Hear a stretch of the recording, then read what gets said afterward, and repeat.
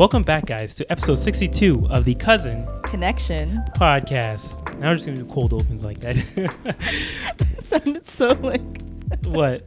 Professional? Or what are you like? Yeah. Oh, you didn't even open the thing yet. Your thing sounds so crisp today. Huh?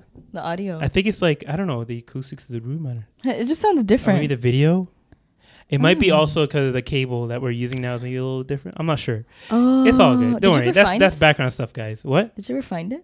Yeah, I have it. I just didn't change it. Oh, okay. Yeah. Okay. You know, they're not interested in that stuff. Okay, let's get into the nitty gritty stuff. No. We're not gonna take another one. No, put that down. Put that down. Okay. We're almost at 2K. 1.98K.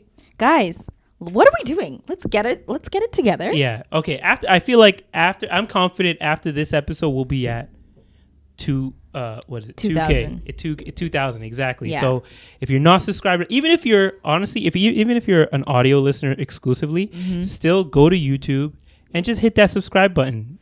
Yeah, because you never know. We might start to have like exclusive YouTube only content. We will have exclusive YouTube content. So just be ready for that, you know? And hit that notification bell, because if you're not usually on YouTube, at least you'll get a notification every time you put something up. Exactly. So yeah, let's just get into it. I feel like I finally get to talk about some of my like nerd stuff today, because one of the topics I wrote down, at least the first one, is something that finally has crossed over into like the Muslim / like Arab community that you guys can have some input on. So as you know, I'm a big Marvel fan, right? And I'm always talking about it, you know, born in Sarah about it, whatever. But recently there's been some news that came out about a casting for a character called Sabra from the Marvel universe, who is basically, think of her as like the Captain America of Israel. And the I guess that's already controversial in itself. And by the way, this was for a movie called Captain America: New World Order.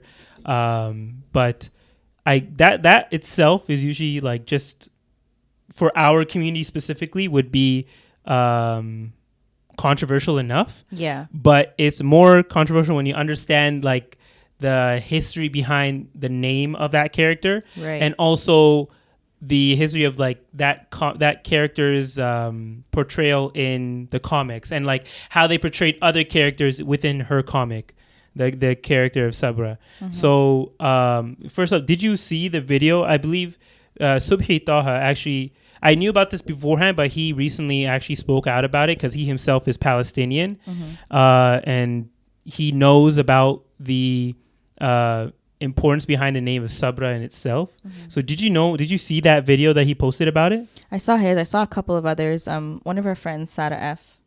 Sarah posted. Yeah, shout out to Pocket Sarah on Instagram. She posted about it too. Actually, hers was the first post you saw about it. Yeah, and I was like, wait, this is real? Like, they're actually doing this?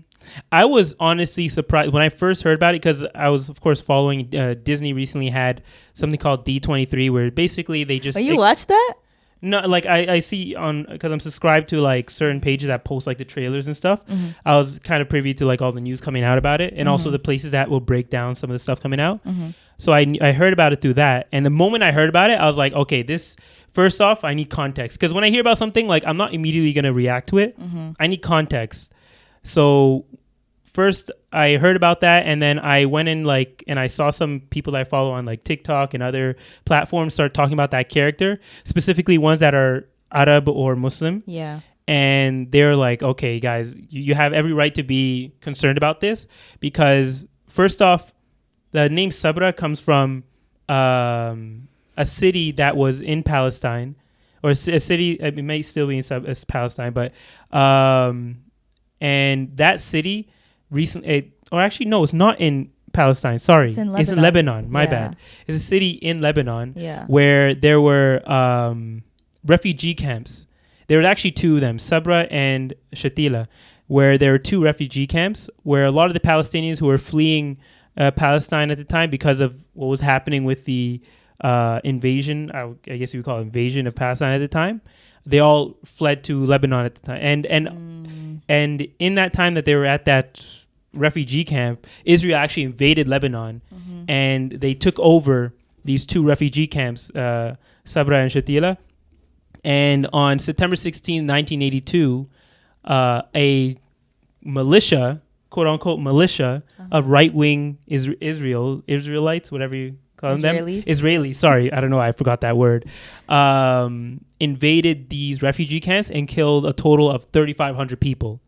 Like a mix of Lebanese and Palestinian. And I was putting up air quotes for the audio listeners because though the Israeli government says that they weren't involved and they didn't do any of the actual killing themselves, they made sure that everything was set up to make it as easy for this militia to get in and do exact whatever they wanted to do to these refugees. Yeah. So that in itself is like just horrible and like mortifying for anyone to know. And of course, all the countries are still supporting Israel and backing them, knowing that this is something that recently happened. 1982, it may sound... It's not that long ago. Yeah, it's not that long ago. Like, there are people who are still affected by this to this day. Yeah. And to have a Marvel character, and to give Marvel... Okay, I'm not going to give them all the credit, but a little bit of credit. The name Sabra was actually... The character already had that name before this massacre occurred. So they weren't named Sabra after the massacre occurred, but they were named before that. So they just happened to have the name Sabra. So you're saying this comic, the story of this character existed before the massacre? Before the massacre, exactly. But the comics aren't any better. Because within the comics, she's essentially, like I mentioned earlier, like the Captain America of Israel. Mm-hmm. And she's fighting these people they call barbarians and savages who are just other Palestinian people who are trying to fight back and protect their land, essentially. You know what I don't understand? If there was a comic out right now where the hero, the superhero, was wearing blackface, that would be canceled immediately. Like, it wouldn't even see the light of day. Yeah. So why is it that something like this is so, like, out in the open, so celebrated? Like, they're really proceeding with, especially during, like, the social climate of today's time. How is this happening? How is it still happening? Well, I'm hoping that it makes sense that it would happen, because if you think about it, like Hollywood, Marvel, and everything, it's run by people who are supporters of Israel and probably the Zionist, most likely the Zionist movement as well, right? So in their eyes, they have no problem with this. They do see these people as savages, and they think that everyone who's currently in Palestine, who's a Palestinian, is part of like a terrorist group, and they think of all of them as terrorists. Like, in their, I have no doubt that that's how they think of them to begin with. So the fact that they would greenlight something like this doesn't really surprise me. But I'm sure once they start to hear the noise that's being made, like the backlash, do you feel like they'll do anything about it, or they're just going to block out the noise and continue? Usually whenever it comes to something like this, when it comes to Israel in general, I don't believe anything will really be done about it. And it's ironic because Marvel, like, recently actually came out with a show called Miss Marvel, where they introduced their first like Muslim character. But even in that, they didn't they represented Muslims pretty well in the show, like I believe they did. But some of the story elements that they added were completely unnecessary. They change the... Miss Marvel was a comic too, right? Yeah, Miss Marvel was also a comic, and she was Muslim in the... She was Muslim in the comics as well. Yeah, it's like her character in the show, and like how she looked was almost 1-to-1 to how she looked in the book. Okay. But the difference is that they changed like her origins. Like I see this, and this one's alarming to me. So in the origins of the comics for Miss Marvel, she's something called an Inhuman. So like essentially there was there was a explosion in the middle of New York City of this something called Terrigen gas, which basically like unlocked it killed anyone who didn't have this inhuman mutagen inside their body. But if someone had this mutagen inside their body, they were transformed into some type of so they were given abilities. Okay. And because she had this in her, she was given abilities, and her abilities are basically to be able to stretch and like almost and shapeshift herself. So she's almost like, think of, I was going to say Mr. Fantastic. Do you know Fantastic Four? the stretchy guy. Sounds familiar. Or Incredibles, the stretchy mom. Yeah. Yeah, she's essentially like the stretchy mom from Incredibles, but she also has the ability to like stretch her body in a way to shapeshift to look like other people. I watched a couple episodes. There you go. See, so 'cause he told me to. but in the show, they changed her powers and like they made it like some weird crystal thing. I don't know why they changed it to that way. Maybe because they didn't want it. Because I think they have plans to come out with Fantastic Four show or movie. And they don't want Mr. Fantastic to be very similar or have a very similar power set to her. Okay. So they kind of changed her powers. So it wouldn't, in the end, when they do meet, they don't look the same. Interesting. But yeah, so see, this is what happens whenever we talk about Marvel. Okay, She's already fallen asleep. Can we? Okay, let's get back. Sorry, I'm getting too nerdy here. I'm getting really deep. No. I am genuinely interested, but I'm waiting for this part. So the other thing they changed about her origins, when I was talking about Inhumans, they didn't make her an Inhuman in the show. They didn't mention that. They actually made her origins related to the jinn. By the way, for those who don't know, jinn is the devil. Yeah, like the devil in Islam, like essentially the devil in Islam. And they made her who okayed that? They made her half jinn essentially. Yeah, where like her mom's mom was a jinn. Yeah. Did they talk about this in the show? I didn't get that far. Yeah, like they say like they're from another world that's like parallel to Earth. Really? And like it's almost like a multiverse, right? It's not a multiverse because multiverse is different. This is, I forget what the word they use, but essentially think of it like multi-dimension? Yeah, a different dimension. Look at me. Exactly. Look at this, guys. And it's very similar to like the Islamic thoughts when it comes to how jinn inhabit the world. Yeah, where we don't see them because they have it almost like a world on top of our world in a way. So they can come into ours. Well, they live on this earth. We just don't see them. Exactly. Yeah. But so. Well, some people can see them. Yeah, but I'd rather not.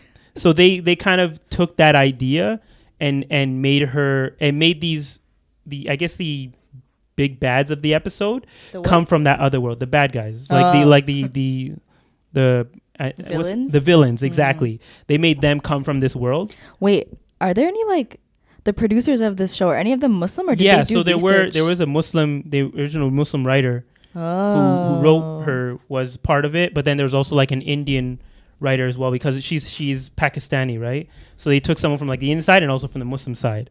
See, this is what happens when you record an episode at 10 p.m. Sada's been yawning like crazy. But my thing is like the Muslim writer was like, yeah, it's a good idea. Let's make her half jinn, and like wrote the storyline.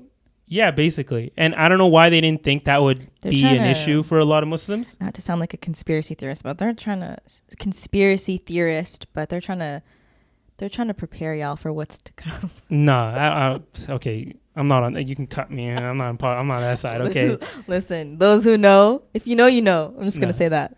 But yeah, so that was our first like introduction to a Muslim character on the show, and I feel like they did a lot of things right, but when they added that, it's almost like the Andrew Tate situation, right? Where like you may say a few good things, but then you say those like one or two really like off-putting things, and it kind of just turns you off completely. Exactly. And that's what happened with a lot of people reacting to the show on TikTok. Miss Marvel? Yeah, Miss Marvel. A lot of them were like, yeah, we liked it, but like when they introduced the whole jinn part, that kind of just threw the whole thing off. Does that come like midway of the series?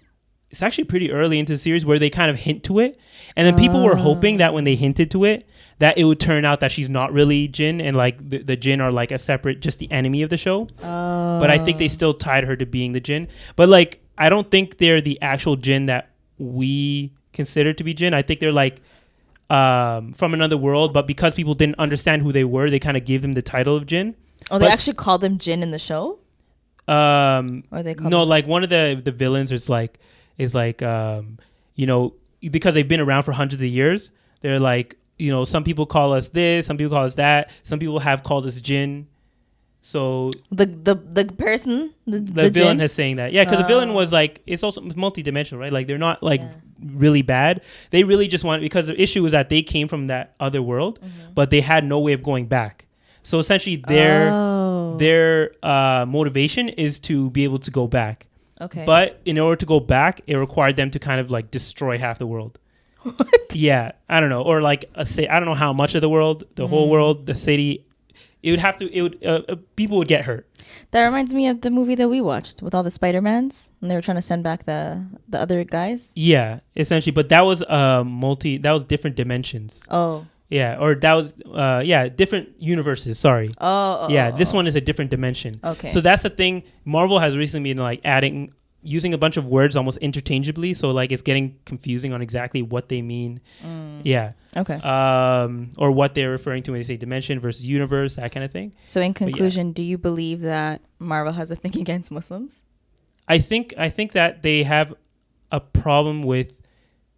They need more. More Muslims, basically. They need Muslims in their research Muslim writers. They need more Muslim writers. Research and development, that department. Exactly. They'll need to hire some Muslims. Yeah, because they did. But the thing is, like, I know that they did. But like, whoever greenlit that whole jinn part, I feel like maybe there were some people who were against it. But it's almost like a democracy. So it's like because enough people were kind of for it, the people who were against it didn't really get their voice taken into account at that time. There's also a show on Netflix called Jinn, so I feel like it's not the first show to have that sort of idea. But do you think that it's fair for us to judge the movie? Because the movie, this is leading up, the Sabra character, the one going back to the original point, is leading up to a movie called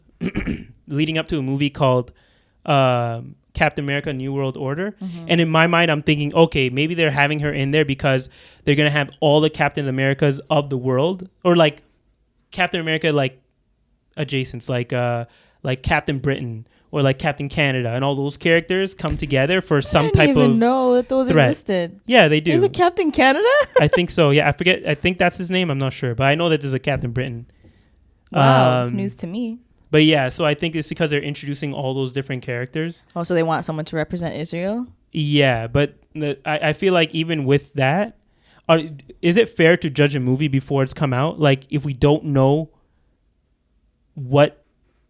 how this character is going to play in the story, they might be one of the villains. You never know. I mean, highly unlikely, but I think that when this type of information leaks, and I'm using air quotes here, the production, Marvel, Disney, whatever, they control what gets leaked to the media, right? Like, it's not like it's like an insider, like a writer or producer that's like, here's some secret info. Like, they control what's being released. Yeah. And obviously, given the last couple years, like the trend of what's been happening, especially during like Ramadan and stuff in Palestine, and that conflict. No, we decided we're going to not use the term conflict. What's the word we want to use? Not conflict, but the ambush. Let's just use that one for now. On the Palestinians, like during like the holy month and stuff. Like, I don't know. I just feel like unless you're really tone deaf to what's going on in the world, and you okayed this, like, you can't not expect a backlash. Unless they were like, you know what, we're so excited for this movie, let's release it. They released a trailer, just like the... Oh, no, it was literally just because the reason this came out was because they casted the person who's going to be playing Sabra. Okay, so I think that even releasing that information, I'm sure they would have anticipated, like, oh, the Muslims are going to be mad. Like, I'm sure they anticipated that stuff. And who knows, maybe, we don't know what the movie's going to entail, but those who, like, you fully just gave the summary of the comic. It's racist AF. Oh, yeah, it is. So, like, unless they're planning to rewrite that. Yeah, I don't know why they thought that would be a good character to cast, knowing the history of that comic. Yeah. It is super racist. Cause maybe they're going to change the story, though, but do you think that's really likely? Not like, of course, the character now in the comics is a lot more tame than before, right? Like, but there's still a lot of that is propaganda you can hear in the background where they're like very pro-Israel.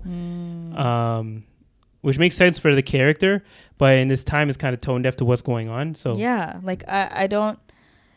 Again, like, first of all, I'm not a Marvel fan, so I don't know too much about it. But just from what you've summarized for me today, like, unless they're planning to, like, rewrite the wrongs, basically, if they're gonna keep the character exactly how it is and like just kind of soften the blows towards the Palestinians, I feel like they deserve all the backlash in the world. Yeah. So I'm honestly gonna wait until the actual movie comes out and see, or until more information comes out. Yeah. Right now, of course, we're on the defense, but I'm not going to completely cancel Marvel until I get more information or until a trailer comes out, essentially. I feel like it'll be very hard for you to cancel Marvel, though.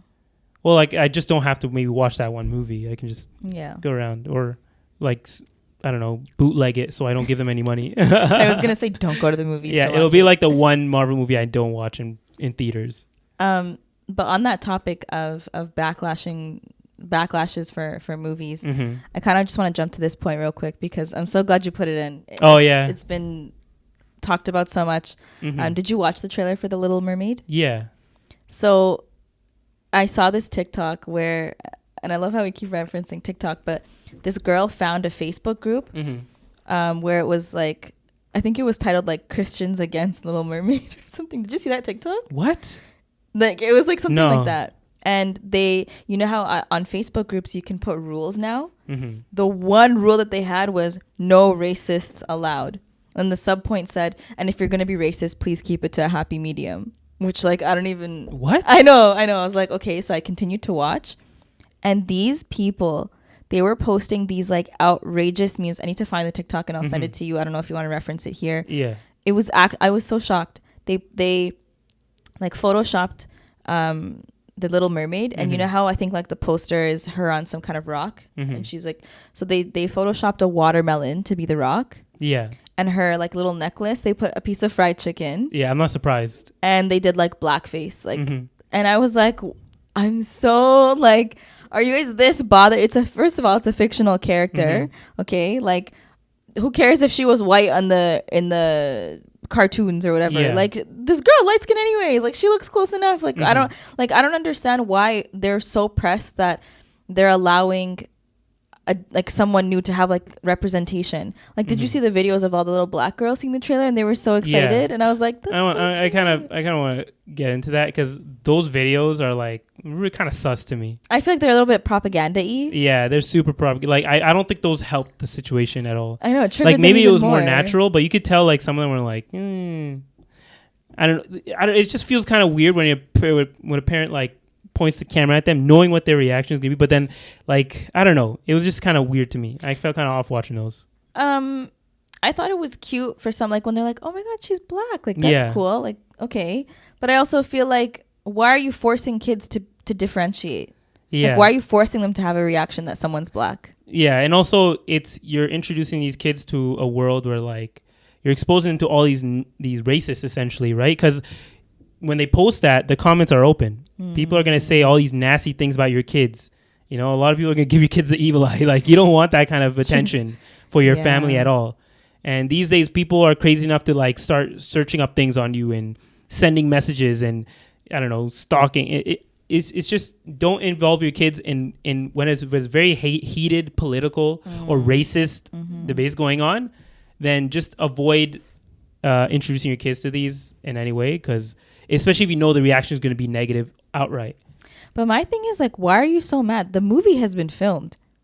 Like, Halle, she got her check. Like, she's done the movie. You know what I mean? Like, you can't boycott it at this point. Like, the most you can do is not go to the theater to not support it. But, like, I don't see how why is it getting so much backlash?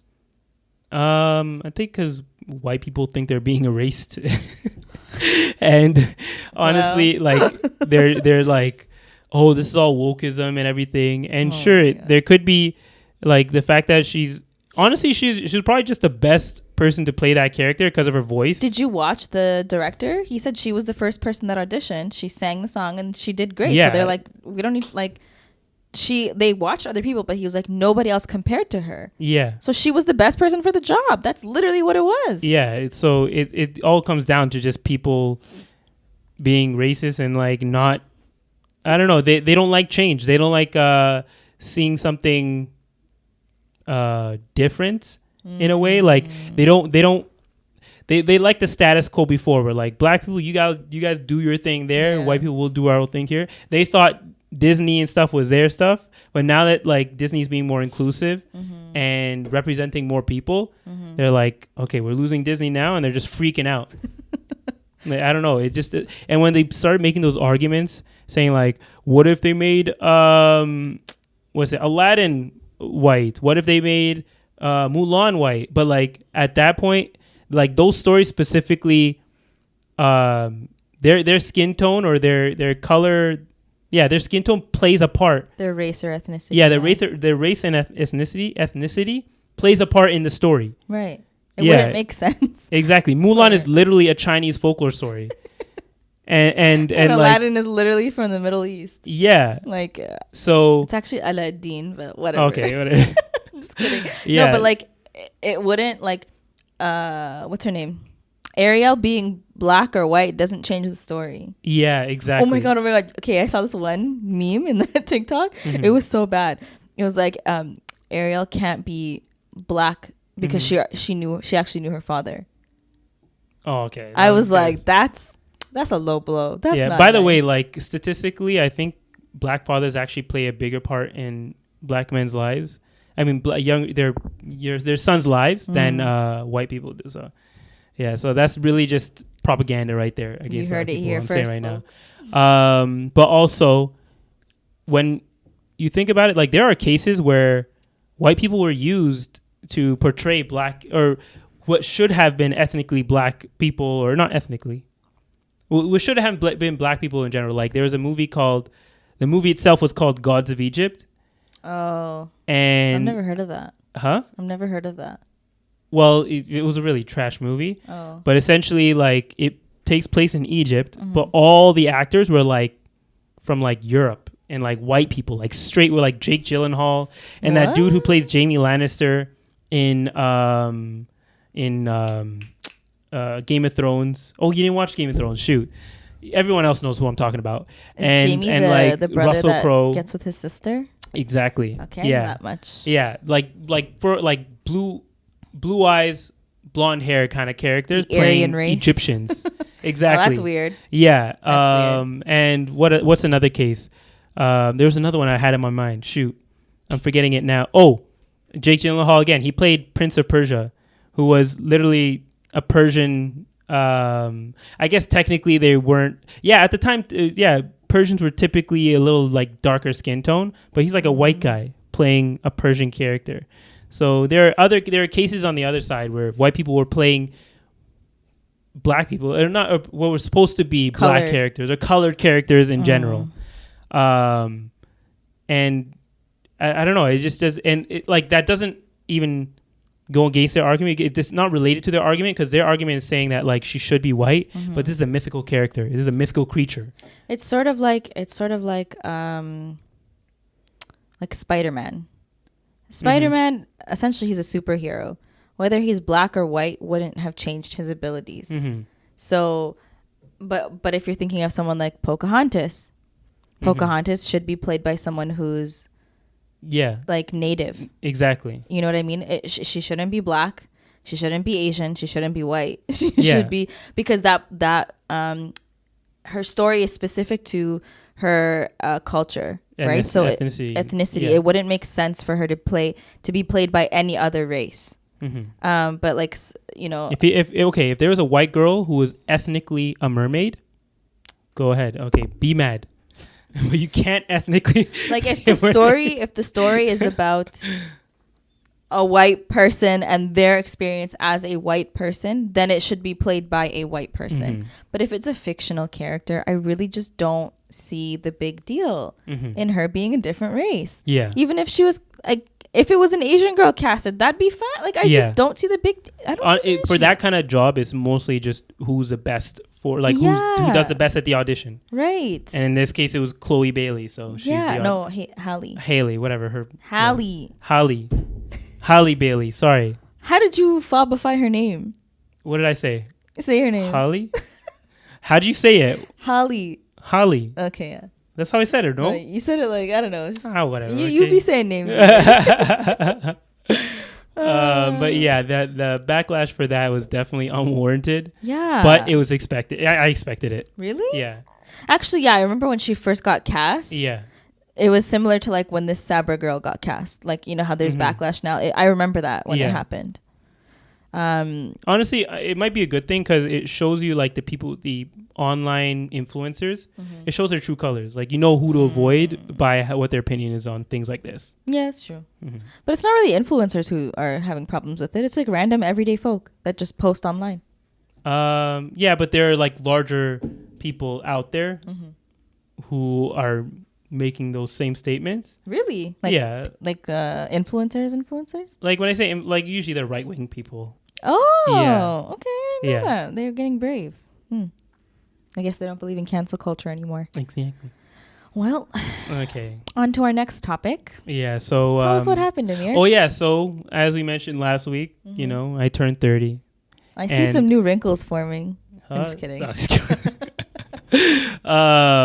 But actually, this happened before I turned 30. So let me set the stage. So, you know, my boy, Hassan, you know, we've seen him on the podcast before. Watch that.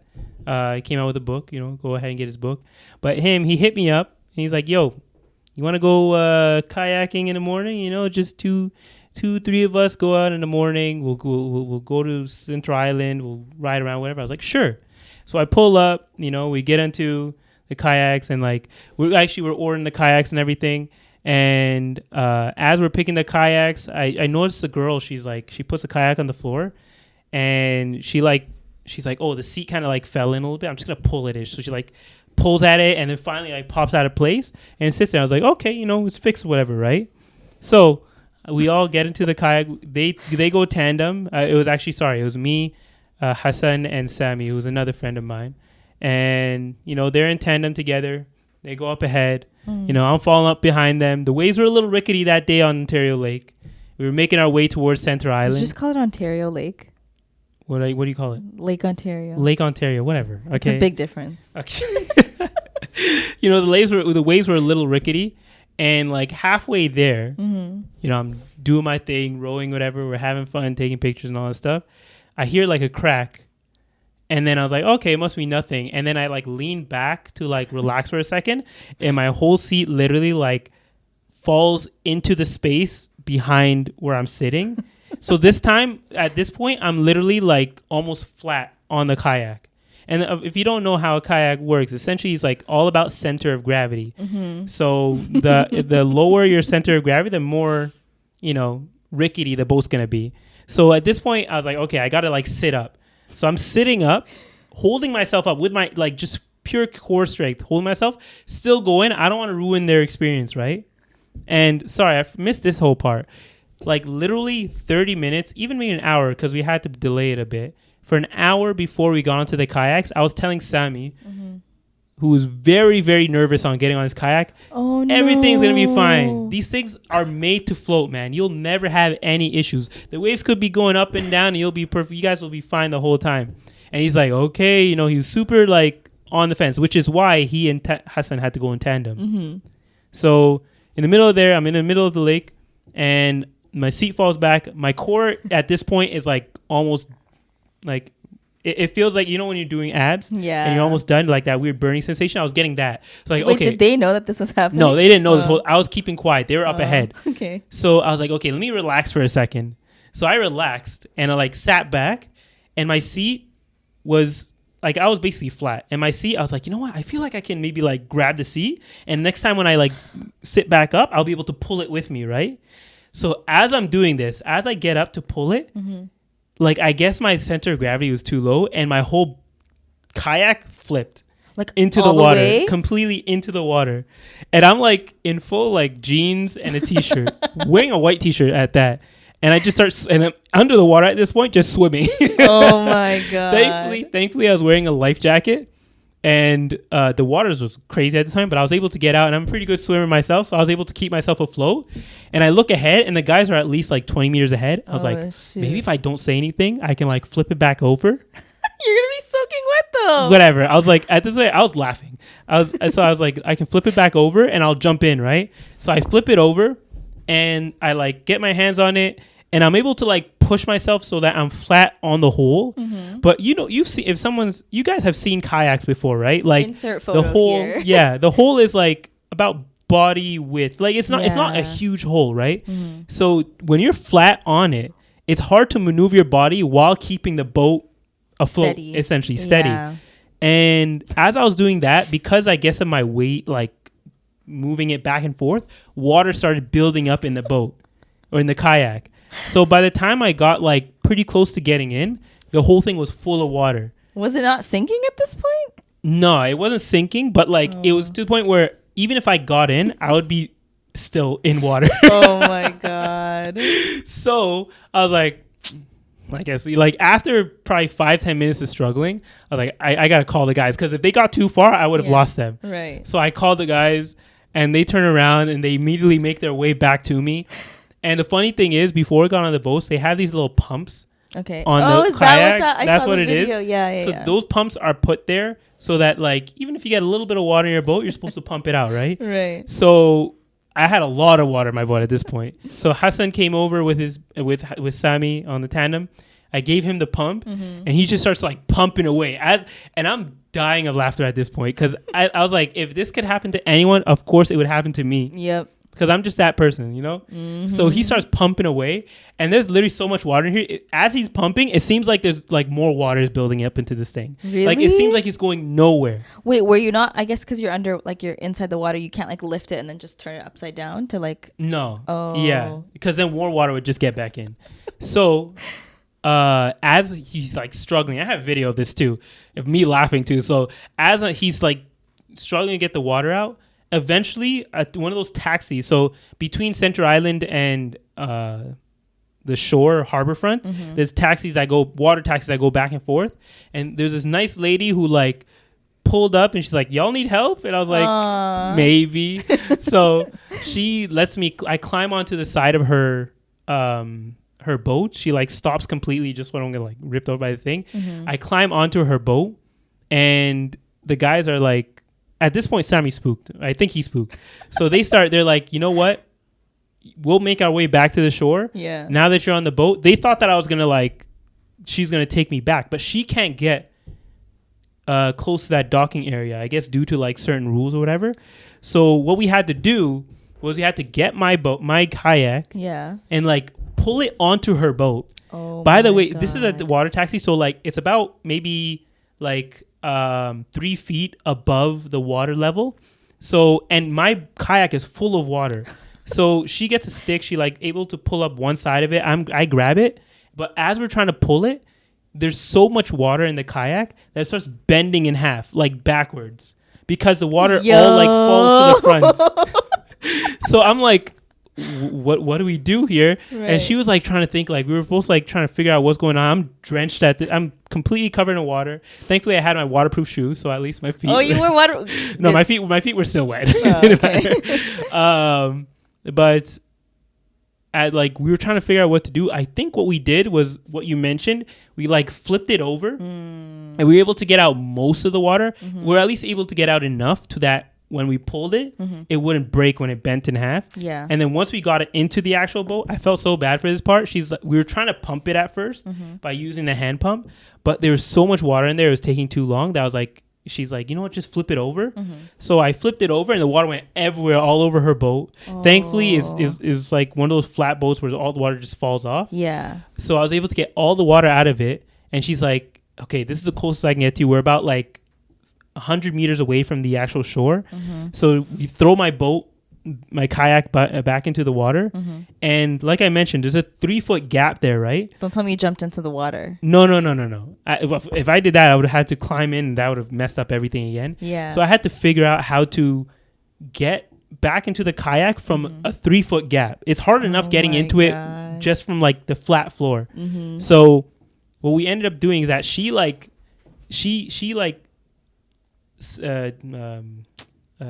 hung herself over the edge of the boat. Damn. Held my kayak, and then I like quickly like jumped into stood into like the middle of it to keep it as like balanced as possible, and then I had to like crouch down and like slip myself in as quickly as possible. Thankfully it worked. I was able to get in there, but remember my seat was still broken. Oh yeah, so I had to roll myself back on a broken seat. And like at any point, if I leaned back, like if I went back flat again and I moved left or right, I would have flipped over again, right? So like it was probably the best workout I ever got, co-workout I ever got. You got abs of steel now? No, I ate a whole cake for my birthday. I got nothing. I'm sorry, I got nothing. But yeah, I just did that. It took me like 30 minutes just to do that because I was going so slow. And you're also like drenched in water. I'm drenched in water. I'm tired. Miskin. So we finally get back to shore. I'm still laughing the whole time too. And I didn't have my phone on me, so I couldn't even film any of this because I gave it to Sammy, which is how he got the footage. And finally I got back to shore, and immediately I pulled my boat into the docking area where they could pick it up. I was like, okay guys, y'all want to go back? I can just get another boat or whatever. And Sammy's like, nah, we're done. I think they're like, this was an experience enough in itself, so we're just good. I felt so bad because we spent so much money just to get those boats. Hold on, wait, so like, or those kayaks. I keep saying boat, but whatever. What happened after? Like, did you just walk around downtown with wet clothes? Yeah, and the funny thing is I was wearing black jeans and a white t-shirt. So the guys said that I literally looked like I was fine. Like I didn't look wet at all. As we were walking around, they're like, you look dry. The only way you could tell. Steps? No, because I guess my waterproof shoes were like containing enough of the water to where there wasn't any water like spilling out from me the whole time. Yeah, so we literally just walked around for a good hour. I sat down until you were just damp. I was just a little bit damp. That's and then I drove home and took a shower after that. So and I smelled like Lake Ontario or Ontario Lake. Lake Ontario. Ontario Lake. It's Lake Ontario. You said Ontario Lake. No, first. you said it first, guys. Amir called it Ontario Lake, and I corrected him and I told him it's called Lake Ontario. Is it? Yeah. What do you? I thought I said Lake Ontario first, and then you said no. Oh, my bad.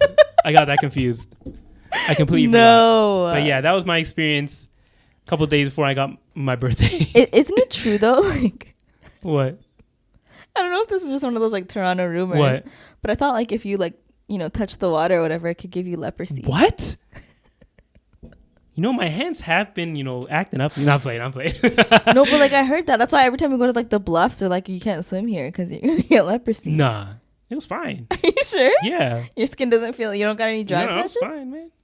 Honestly, the only thing is that the water just like after I got out, like you could smell like it just smelled like seawater. Like I don't know, it was just it was like the lake smell. I don't know, it was weird. But honestly, like the whole time I was having a blast. Like when I fell in, like I was just the situation itself, I was almost seeing it from like a third person view, and that just made me laugh at the whole situation.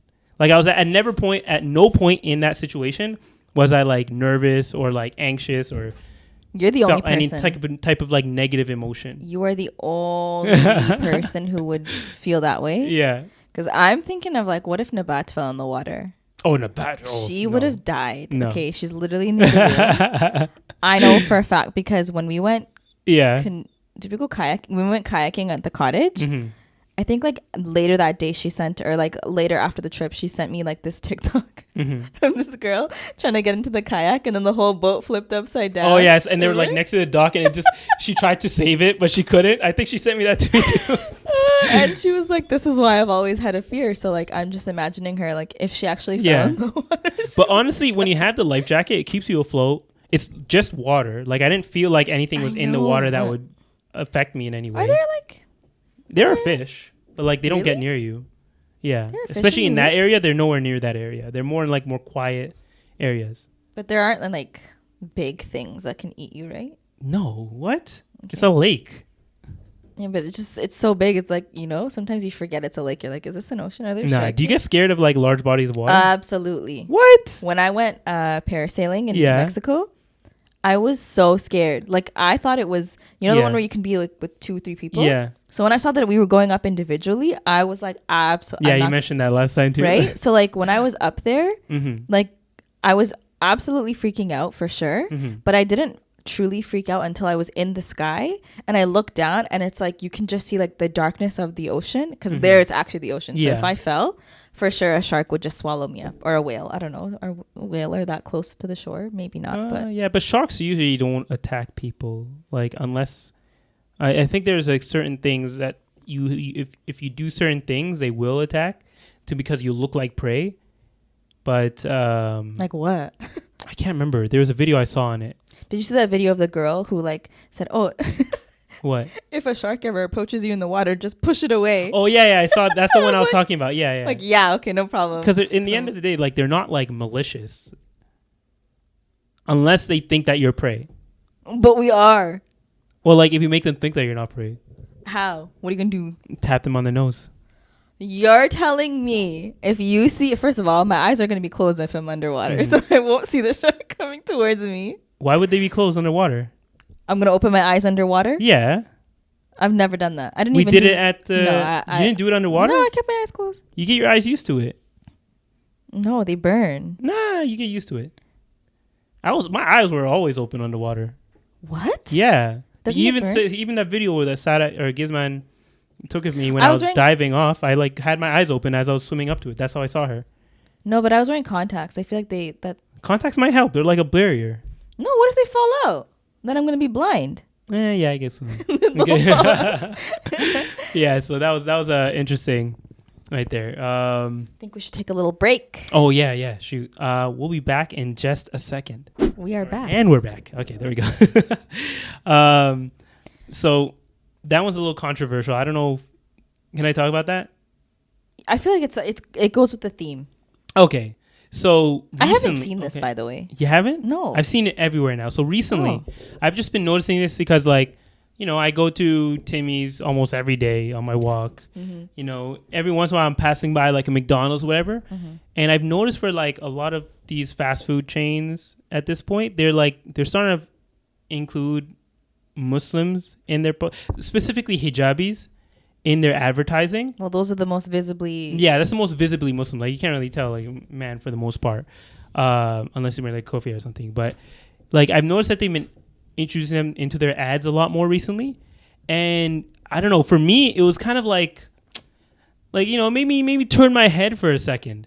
Because, I don't know, if people don't know, it's like, in a lot of these places, they serve things that Muslims generally can't eat, like pork, or pork products specifically. In a lot of these places, they sell them there, right? And I'm not saying that you can't be Muslim and work in these places, because like a lot of times what Muslims will do is they'll be like, oh, I'll work here, I'll work at McDonald's, but I won't serve, or I won't deal with like the pork products. It's not just pork, it's just as you guys know, Muslims eat and sorry, non-halal meat. Exactly. So my bad. I forgot about that whole part. Like, oh. Yeah. But the non-halal meat as well. So, and of course we've seen it in this, like, there are a lot of Muslims and visibly Muslim people who, specifically hijabis, who work in a lot of these these restaurants. I don't know what deal they have, but I'm just going to assume the best and say, like, oh, they have a deal where they don't serve those products, or at least they don't have any part in, like, preparing it or whatever. But I just feel like it's not exactly right to introduce them into the advertisements, because at the end of the day, like, sure, Muslims can go to these establishments, but it's not for us, if that makes sense. I think it depends, because, like, were these ads that were being served in North America, or were they being served? They were here. I'm telling you, these are things I'm seeing. Was it like a printed ad? Yeah, these are like on posters. How come I can't find it on Google? I was trying to search it up. I should have taken pictures of them, honestly. I wish you did, yeah. Yeah. But, because I was going to say, like, if it's in the Middle East, it's fitting because... No, I'm talking specifically in North America. Was it like a hijabi with a Big Mac? Yeah, full-on hijabis. No. When I say, they're not advertising them eating the products. They're advertising them as workers. Because they're essentially... they're trying to signal that, like, they are hiring more multicultural, or being more inclusive with their hiring process. I think that's like more coming from a legal standpoint then. But what do you mean? Like, because they, you know, all workplaces have to meet a certain, like, diversity quota, right? Like, you have to, like, you can't just hire everyone from the same race, you know what I mean? Yeah, but no, I'm talking about the ads then. Yeah, they're trying to encourage, like, different, like, to show, like, we are a diverse workforce. We want people of all religions, but, like, colors. Usually, at least in my opinion, I feel like these restaurants should be like the last option for a lot of these, especially for visibly Muslim people. Yeah, because you also have to, like, remember how you're portraying the ummah and, like, how this looks to be serving these kind of things. Like, this should be a last option. Like, let's say you've been denied from all these other jobs, and this is the only one available where you'll be able to feed yourself or your kids or whoever you're trying to support. At that point, okay, do you?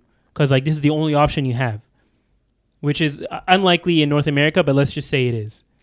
I mean, the way that I see it, it's kind of like, and I have to be really careful with the way that I say this because finding a job is not always easy. And so sometimes you kind of just take what you can get.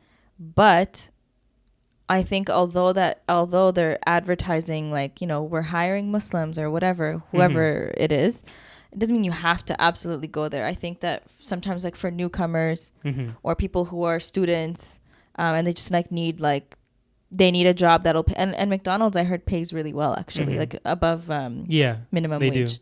And I think they support you going to school and all of that stuff too. So if you're able to get religious accommodation, do your thing. I personally like I'm not gonna sit here and encourage it, but like the way that I see it, it's like you don't, just because it's being advertised, you don't have to go. Like there's a lot of halal establishments now, they can just go work there. Exactly. Yeah. So what's your opinion on it then? So do you feel like it's okay that they're being shown in these ads, or should they? For me, my opinion is that they shouldn't be in these ads at all. You should never see a visibly Muslim person in an ad for a company like McDonald's or like unless it's in a country where you know that the products they serve are all halal.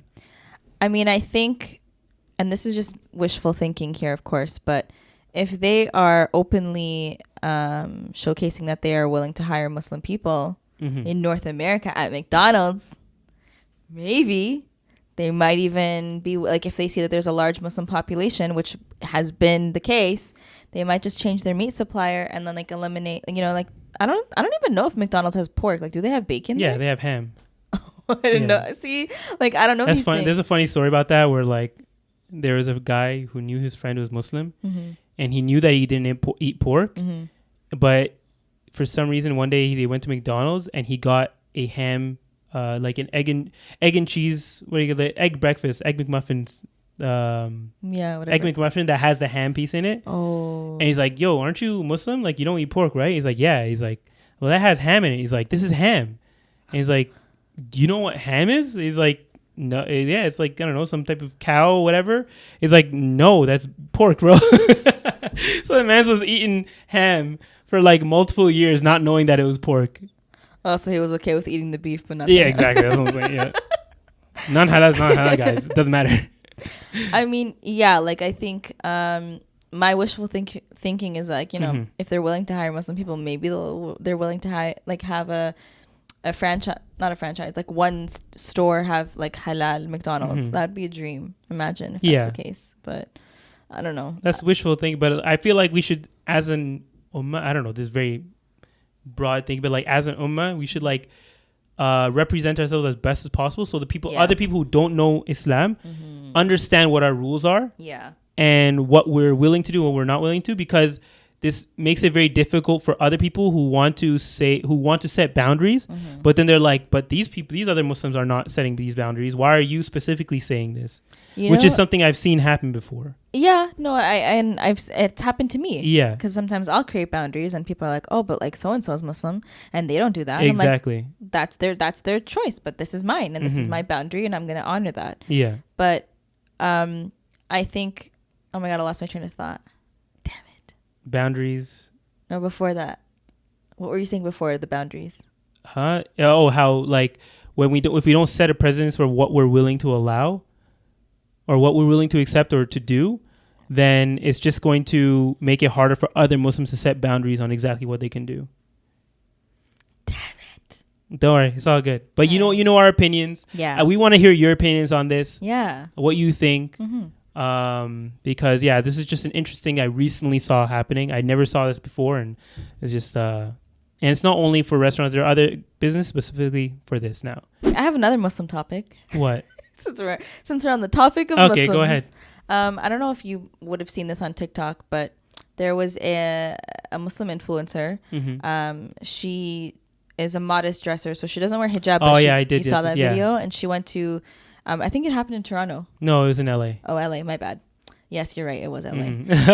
I just remembered the video now. Yeah. So she was very upset because she went to this it was like a workout event where a fitness influencer hosted, And because she dresses modestly, she asked the brand who was hosting with the influencer to send her like a more, like her conditions were like, okay, if you're going to send me clothes, like make sure that it's like long sleeve and, you know, like longer. And I think they didn't send her that or something, or they didn't have anything available. I think they sent her something, but it wasn't right or something like that. Yeah. Right. And so she decided that she was just going to wear like an oversized hoodie, which is, if you're someone who dresses modestly, you know the struggle.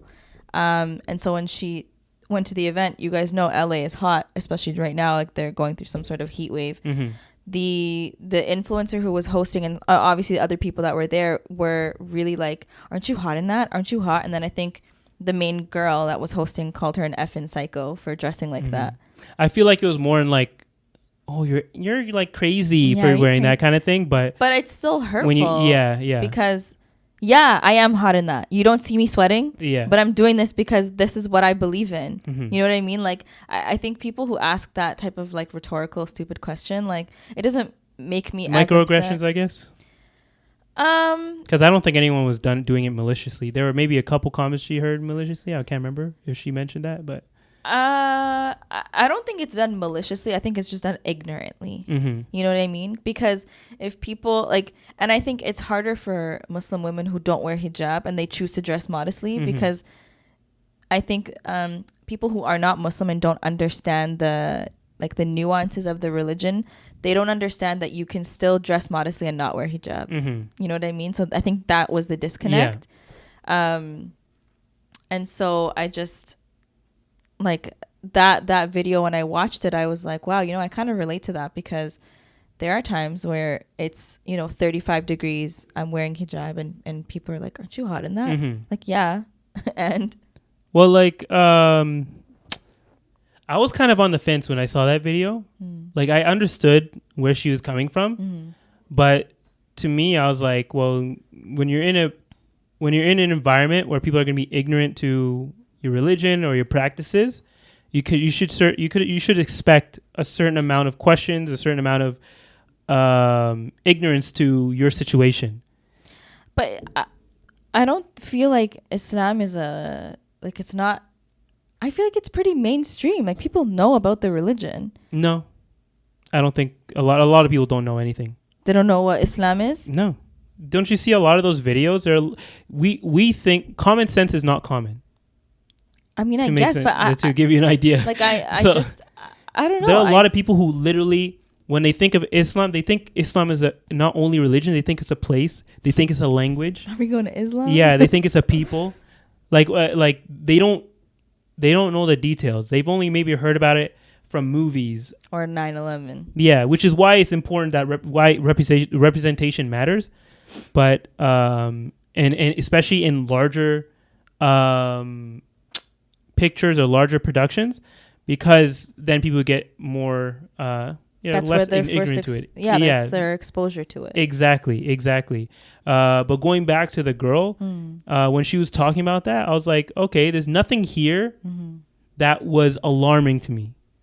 I think she was just sensitive about it. Yeah, she was very sensitive about it. And sure, you can be sensitive about it, but I don't believe anyone who was not introduced, but anyone who's part of that story who might have come up to her, I don't think anything negative should be done towards them, or they shouldn't be called out for anything.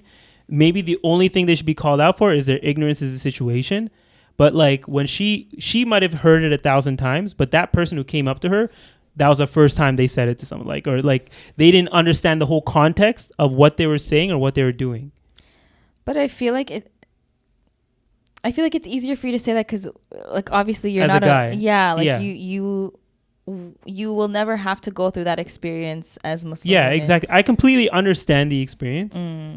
I just hope that people don't think that those people are doing it in a malicious way. I think it's okay to be curious. It's okay to ask questions. And I think on her part as a Muslim influencer, it's okay for her to explain herself. I can understand it's exhausting having to constantly do that. Yeah. But when you're around a new group of people that you're not normally around and they're asking you, why are you wearing a sweater when it's 95 degrees outside? She can just say, like, I choose to cover my body. Like, I don't feel like this, I'm Muslim. Yeah. This is what I believe in. Whatever. Say however you want to say it. or there are workout shirts that are thinner than a hoodie. Like, Mm-hmm. I don't know. Like, I think it's all just relative to your own individual experience. But at the end of the day, like, is it fair to expect non-Muslims to know the ins and outs of our religion? No, they're not going to know unless they learn, right? Yeah. And I think her situation is probably she was just fed up. Like, maybe she, you know, you never know what caused I think that whole video was made just purely out of frustration of the situation. Yeah. And I don't think she really did intend to like bring any negativity towards the people who might have been in that story. She made a follow-up video. Yeah. Because the influencer who made the comment and that she called out basically apologized, and they've had several conversations. They did an Instagram live where they like really discussed these things, which is, I find, the right step to take. Yeah. But she was telling her followers, like, can you stop sending her hate? Because obviously she didn't know and didn't realize the magnitude of her words. Yeah. People make mistakes. So maybe that's the positive or the silver lining of this whole situation is the fact that she made this video and the fact that it blew up. Yeah. A lot more influencers will be less ignorant to the situation and will be more cautious whenever they try and make a comment that might come off as a microaggression to that person or something negative towards that person. Yeah, for sure. And also representation does matter. I feel like the final solution or like a bigger solution to this is having more representation. Yeah, and then even like watching that, it made me think of Aisha, because she's in LA. She's in the influencer scene. She's a hijabi. She dresses modestly. Yeah. She has to go through these events. Like, I remember she went to like a pool party or something, and like she's not going to be out there in a bikini like everybody else. And it like made my heart hurt for her, but because I was like, I wonder what she feels. Obviously, she's more visibly Muslim because she wears hijab. Yeah. But sometimes people don't even understand that. They'll see that as like a like if you're tying it back like as a fashion statement. Yeah. So many people wear turbans now, and it's not, you know what I mean? So you're right. Representation matters. And I think that's why she's so successful. Like, mashallah, she's breaking that ceiling, and she's representing for all of the people who, you know, don't always get to be recognized. So, you know, proud of you, sis. What a serious episode, eh? We covered a lot here. We did. Okay? I'm really hungry though. I'm starving. Yeah, we got some food. Probably, hopefully, you made it here. No, I'm sure it's here. Yeah, we got some food waiting for us in the other room. So we're gonna end the podcast here, guys. Do you want to end it? Or should I end it? I'll end it. Okay, go. Okay. Go. Oh, okay. Thank you guys so much for listening, for watching this episode. Before we go, just gonna remind you, don't forget to subscribe wherever it's gonna be. Follow us on Instagram, Cousin Connection Pod. Follow us on TikTok. Did you hear my stomach? Yeah. And don't forget to like this video. We still want to hear from you guys, so let us know. You know, chime in, join the discussion, whether it's in the comments, in the DMs, wherever you want. We are excited to hear from you guys, and we'll see you guys next week. Bye.